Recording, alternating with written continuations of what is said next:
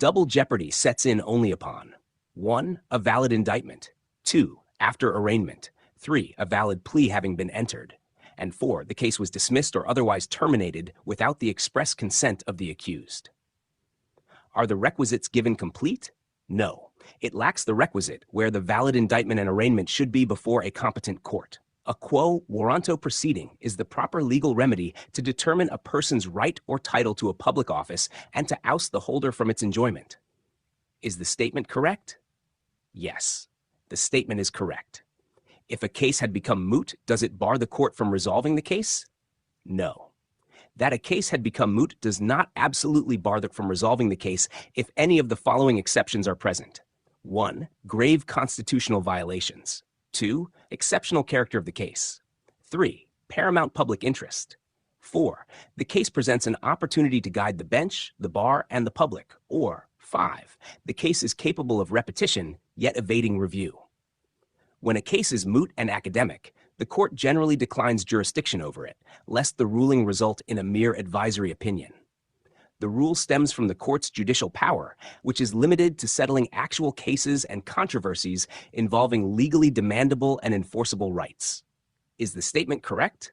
Yes, the statement is correct. Only specific legal rights are enforceable by mandamus, which requires that the right sought to be enforced must be certain and clear, and the writ will not issue in cases where the right is doubtful. Is the statement correct?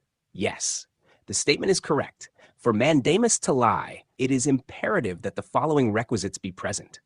1. The plaintiff has a clear legal right to the act demanded. 2. It must be the duty of the defendant to perform the act because it is mandated by law. 3. The defendant unlawfully neglects the performance of the duty enjoined by law. 4. The act to be performed is ministerial, not discretionary. Are the elements given complete? No.